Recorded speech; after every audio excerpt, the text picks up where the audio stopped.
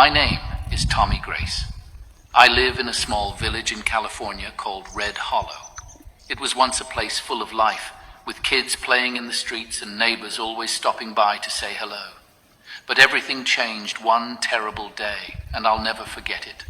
A few years ago, the ground shook so hard it felt like the whole world was breaking apart. The earthquake destroyed almost the whole village. I was in town getting supplies when it happened. My 3 sons, Mark, Ethan, and James, were at my house with their wives and kids. They were having a big family dinner while I was gone.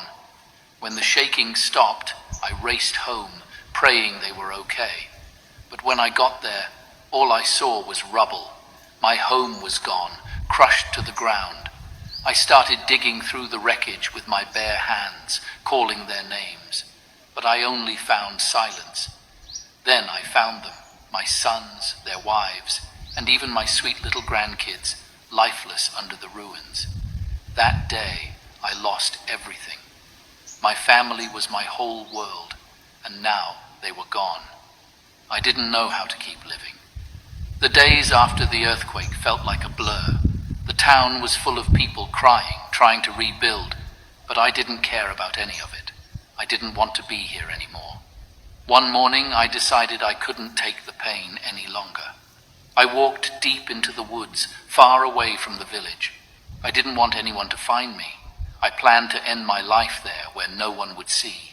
But as I wandered, I heard a faint, sad sound. It was like a cry. I followed it and found a tiny monkey tied to a tree.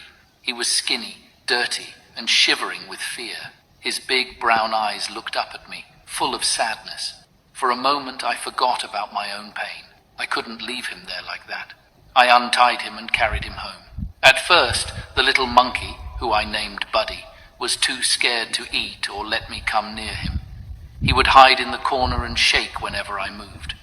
But I knew what it was like to be scared and hurt, so I gave him time. Slowly, he started to trust me. One night, when I couldn't sleep, I found my father's old rusty violin, which had also managed to survive the earthquake. It was covered in dust, but I cleaned it up and strummed a few chords.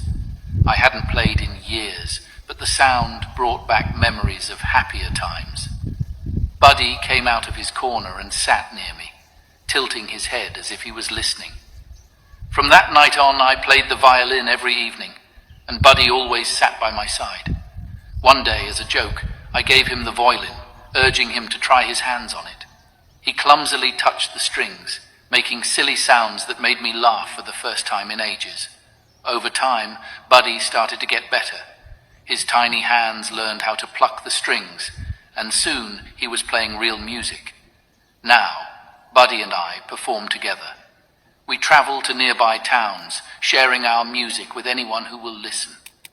People always say how special it is to see a man and a monkey making music together, but it's more than that. For me, Buddy saved my life. On the day I planned to leave this world, he gave me a reason to keep going. Every song we play is a reminder that even when everything feels lost, there's still a chance for hope, love, and light. So when you see Buddy and me, know this.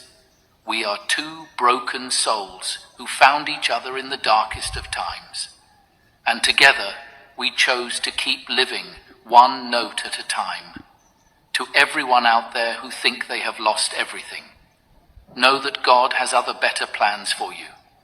Tonight, I'll allow Buddy to play 3 pieces and bless your evening. Listen and be encouraged. Thank you.